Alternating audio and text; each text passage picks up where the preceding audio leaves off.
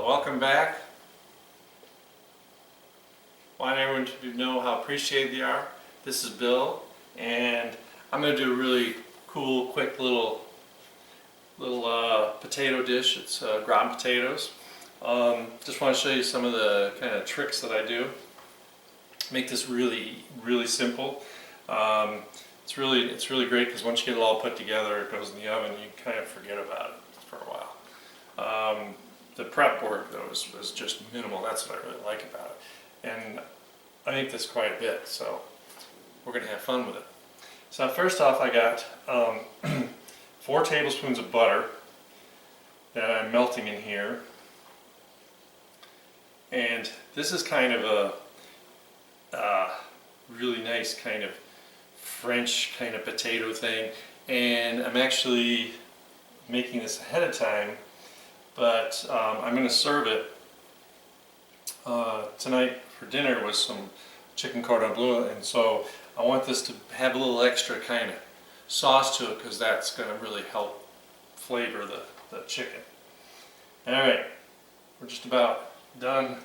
We're bubbling up here pretty good. I've got some garlic. Gotta turn it down a little bit. Got some garlic here. And we just want to soften it up.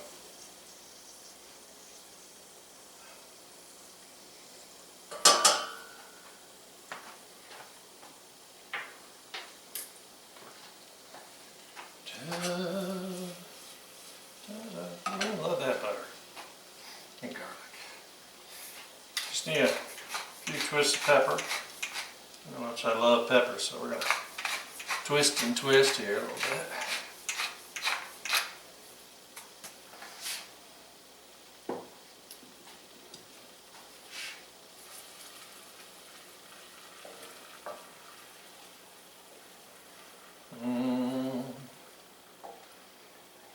And this is going to bake for a while, so I'm really trying to extract some of the oil, the garlic oil, out of the garlic.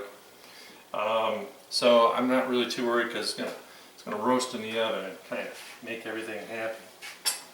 So the next thing we're going to do is we're going to finish this roux. Like kangaroo roux. Yeah. So I need 3 tablespoons of flour. And this isn't chemistry experiment, so we'll make it pretty close. I just used the bag to scrape it down. And 3. Get that the heck out of my way. So I got my little whisk here. Just going to whisk this up. And rule of thumb is you just always want, before you do anything more, when you get the flour in the pot, you need to spend about a minute so it has a really good solid roux to it.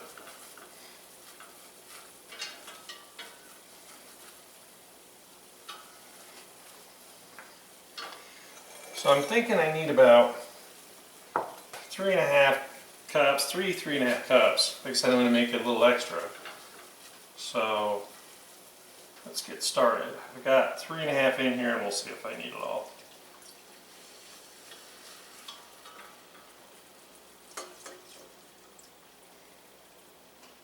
I'm going to get that first little bit in here to kind of cool down the raging inferno. And remember, we're just going to add a little bit of time. Now we've got to cool down enough I can bring the heat back up.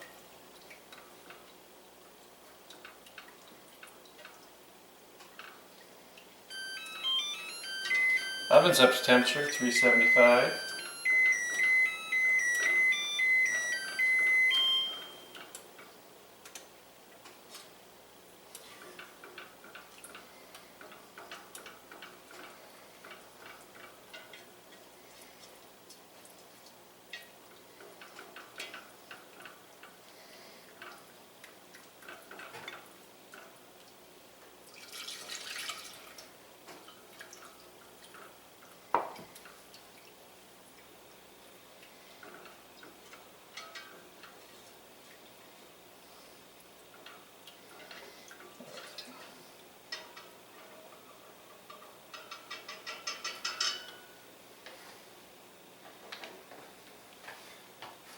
back to my spoon so I can get in the corners and make sure everything's good. I'm going to pause to let everything kind of just start to get a little bubbly.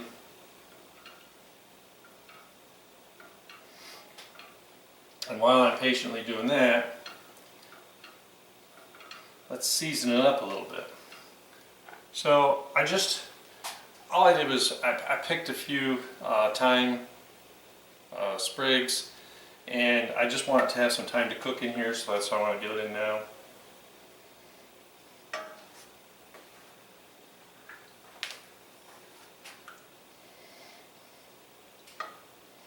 Because that's really what's going to make this just taste so darn yummy. It's not much, just a teaspoon.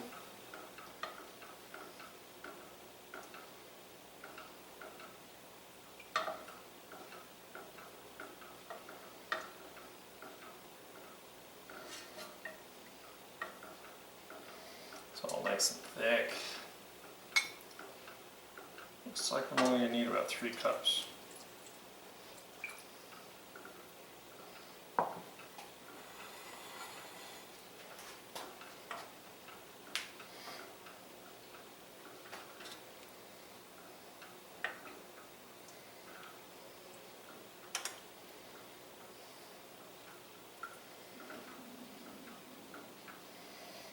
Now, as long as you have the heat on low, you don't have to worry. But if you're trying to do it in high speed, just make sure you don't stop stirring, or you will have a mess on your hands.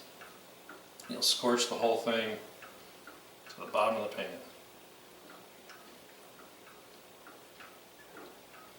Okay, so I need about a tablespoon of Dijon mustard, because that's the other flavor we want.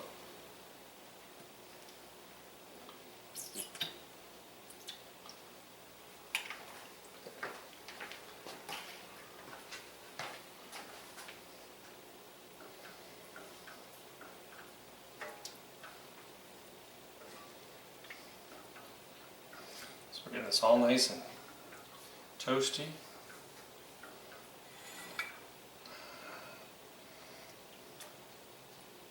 And we put this together. If we got too much sauce, we just don't put it all in.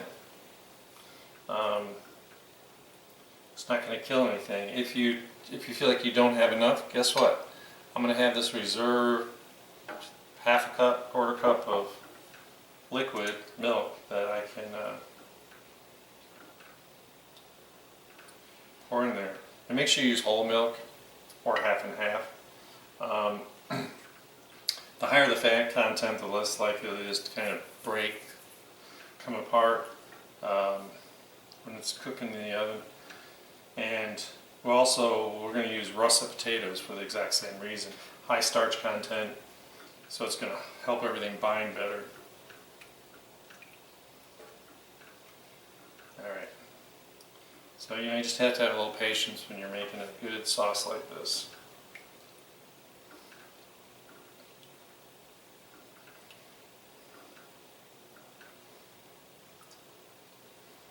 So I'm going to turn it down real low. It's really kind of maximum efficiency here. It's nice and creamy. I'll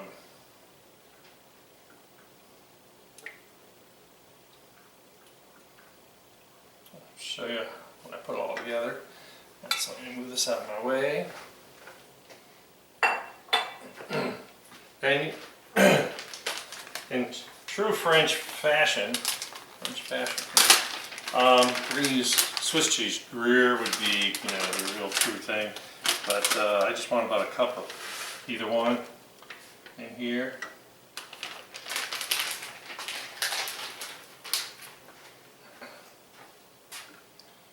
Just stir that in.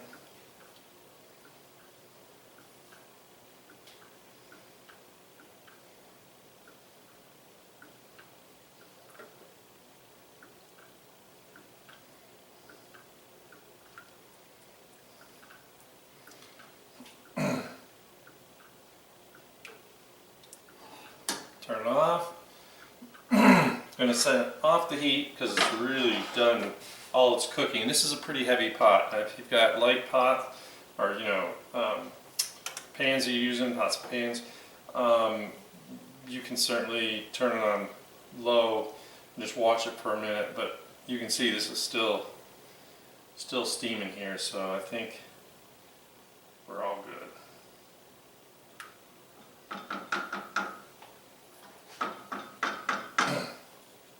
Alright, so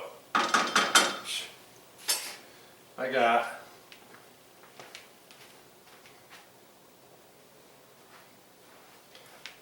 two potatoes. I've already peeled them. They're going to turn brown really quickly, so I want to make sure that I got them in some ice water to keep them ready.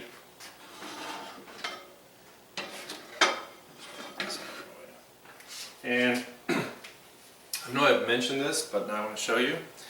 So I don't want, when you're cutting starchy things, sometimes your knife gets kind of stuck in them. So if you just take a little cooking spray, and what I just do, and you don't have to get right down to the blade because I don't want any fingers damaged. But and I don't even have to go complete length of the blade.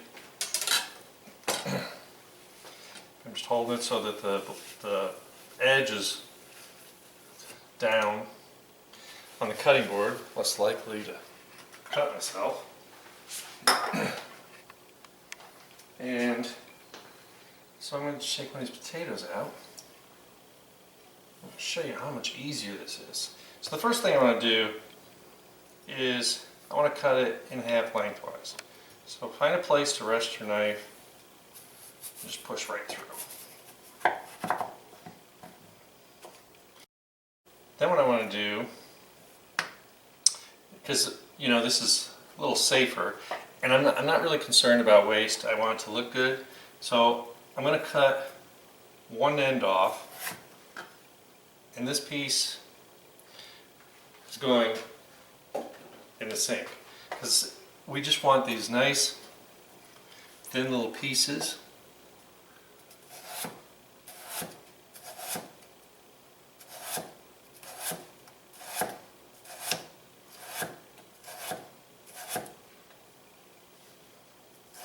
So I'm just rocking my knife.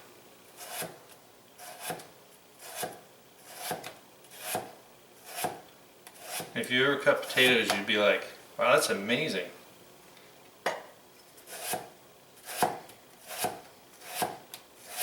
Once again, we get down to that funny last little piece.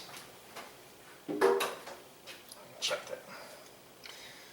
And do the same with the other half. And I've still got another potato in there.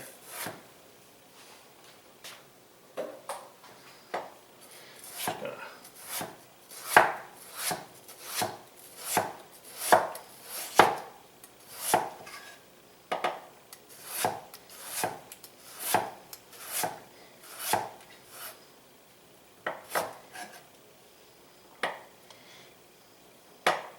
I really should have used a larger cutting board, but it's kind of tough in these.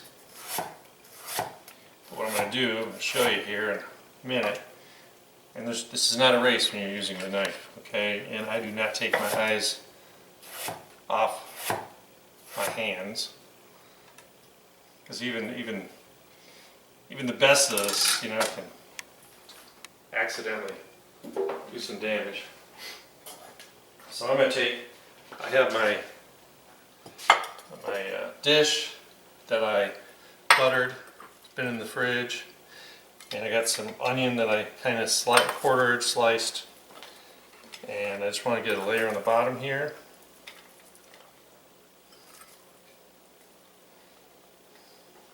I want to get my potato in here.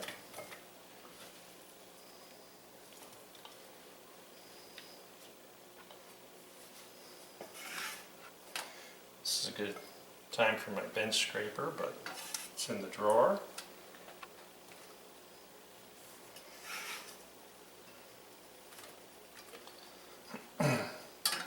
So I had about a pound and a half of potatoes,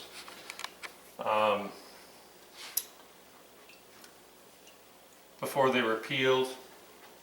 So it's not making a huge amount. This is really kind of like a, yeah, dinner for two leftovers, I call it. Now my knife's starting to drag through it.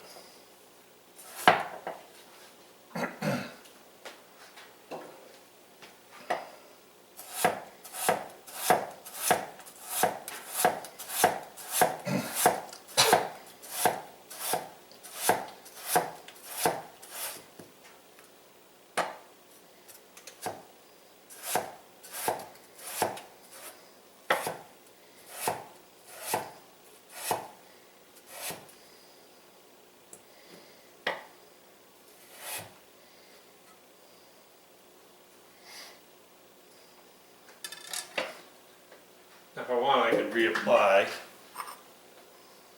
the cooking spray, but I think it's okay. So we're going to do another layer of onion. Let's get that potato in there.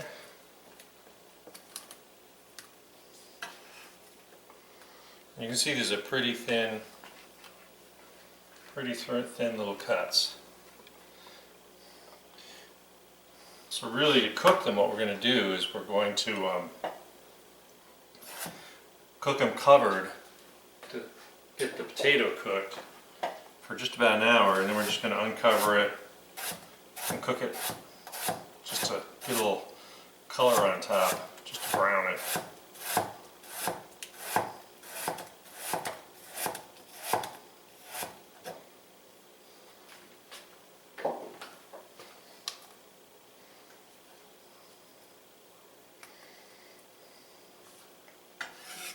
So if you don't have any cooking spray, just keep rinsing your knife off. This is pretty good, but I'm just going to give it a quick rinse.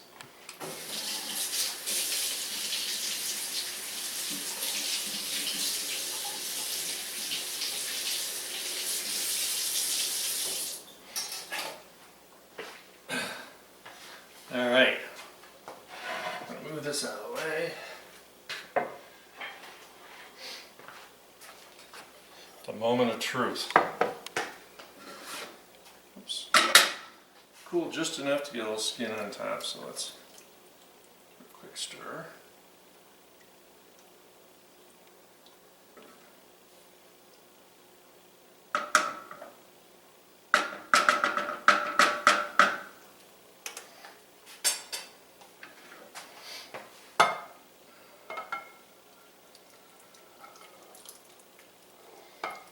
And I just want to make sure they're completely covered.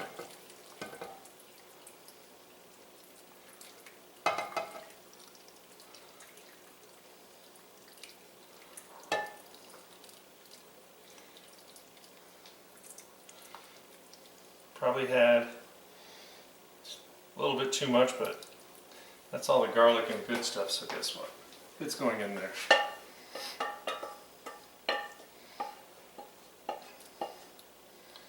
Cannot leave my garlic behind.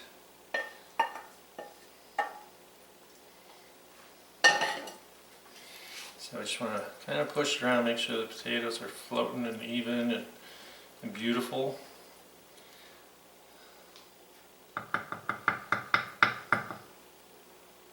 So now, like I said, we're going to cover this, and if you're using another type of dish, you can just put tin foil on. That's what I usually do, but I'm using my Corningware dish. And it's going to go in the oven, and I'm going to check it out. So I'll be back to tell you what it's like. See you in an hour. Wow, this smells really good. Let me tell you, just that little bit of time, it makes all the difference in the world, and it's just so worth getting some fresh thyme for it. So I baked it for an oven with a lid on to make sure the potatoes got cooked. I uncovered it. It was actually a little less than an hour. 50 minutes really seemed to work at 375. And then lid off, back in the oven to kind of get some brown crunchies around. And I'll show you what that lovely looks like. Now remember, I wanted some extra sauce because I'm making my chicken cordon bleu, so I thought that would really add to it. Oh.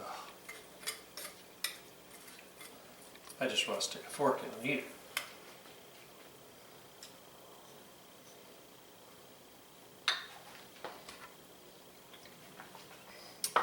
And so the irony is, so you have this really good tasting, but you know, we gotta make it look appealing to the eye, right? So what am I gonna do? So you can see there's just a little bit of thyme in here, not a lot. I'm trying not to break up the potatoes, but what we want to do for color is we just got some fresh chopped chive, and you see, you just add color, and all of a sudden people are like, wow, it looks really good. What a difference a little chive makes. Can you believe it? But all I can tell you is it smells really good, it came out really well. Yeah, I'm really drooling. So, you know the drill. Watch my videos, subscribe to them, have fun, make a lot of good food, and have fun. Enjoy. It shouldn't be really stressful. Just deep breath, have a glass of wine if you need to, and make some really good food. I'll see you next time. Thanks.